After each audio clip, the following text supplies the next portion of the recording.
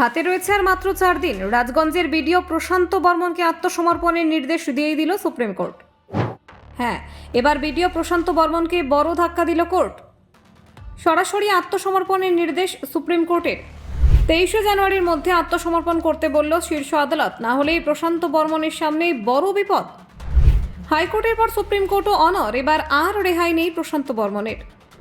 নীলবাতির গাড়ি থেকে সরাসরি শেষ করে দেওয়ার অভিযোগ, তাই বিডিওকে আত্মসমর্পণের নির্দেশ দিল কোর্ট।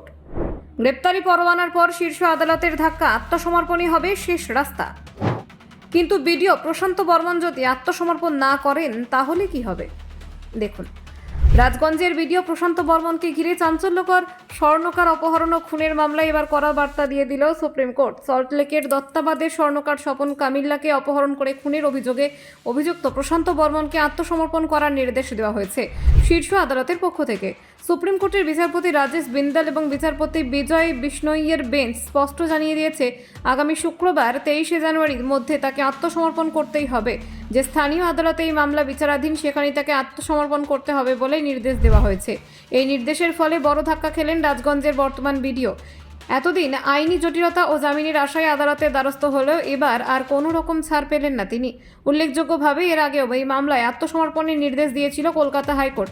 গত 22 ডিসেম্বর বিচারপতি তীর্থঙ্কর ঘোষ 72 ঘন্টার মধ্যে প্রশান্ত বর্মনকে আত্মসমর্পণের নির্দেশ দেন এবং জানান আত্মসমর্পণের পর তিনি জামিনের আবেদন করতে পারবেন।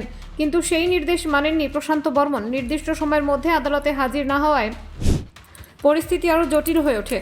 আদালতের নির্দেশ অমান্য করার অভিযোগ ওঠে তার বিরুদ্ধে। এরপর গত ডিসেম্বর মাসে বিধাননগর আদালত প্রশান্ত বর্মনের বিরুদ্ধে গ্রেপ্তারি পরোয়ানা জারি করে। তাতেও তার দেখা মেলেনি, বরং তিনি সরাসরি সুপ্রিম কোর্টে গিয়ে জামিনের আবেদন করেন।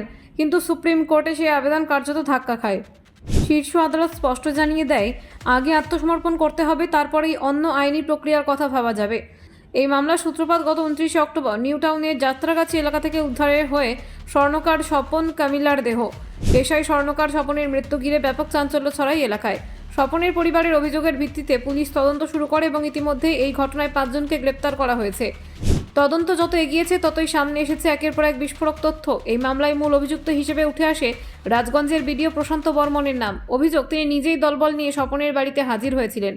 পরিবারের দাবি, নীলবাতি লাগানো সরকারি গাড়িতে করে স্বপনের বাড়িতে যান প্রশান্ত বর্মন। সেখান থেকে স্বপনকে তুলে নিয়ে যাওয়া হয়। এরপর থেকেই তার আর কোনো খোঁজ পাওয়া যায়নি। পরবর্তীতে যাত্রাগাছির একটি ফ্ল্যাট থেকে স্বপনের দেহ উদ্ধার হয়। এই ঘটনায় বিডিওর ভূমিকা খতিয়ে দেখতে তদন্তকারীদের কাছে গুরুত্বপূর্ণ হয়ে ওঠে প্রশান্ত বর্মনের জিজ্ঞাসাবাদ। বিধাননগর পুলিশ আদালতে জানায়, তদন্তের স্বার্থে রাজগঞ্জের বিডিওকে হেফাজতে নিয়ে জিজ্ঞাসাবাদ করা জরুরি। কিন্তু একাধিকবার নির্দেশ সত্ত্বেও হাজির না হওয়া আদালতের কড়া মনোভাব স্পষ্ট হয়ে ওঠে। এবার সুপ্রিম কোর্টের নির্দেশে স্পষ্ট বার্তা গেল, আইনের ঊর্ধ্বে কেউ নয়।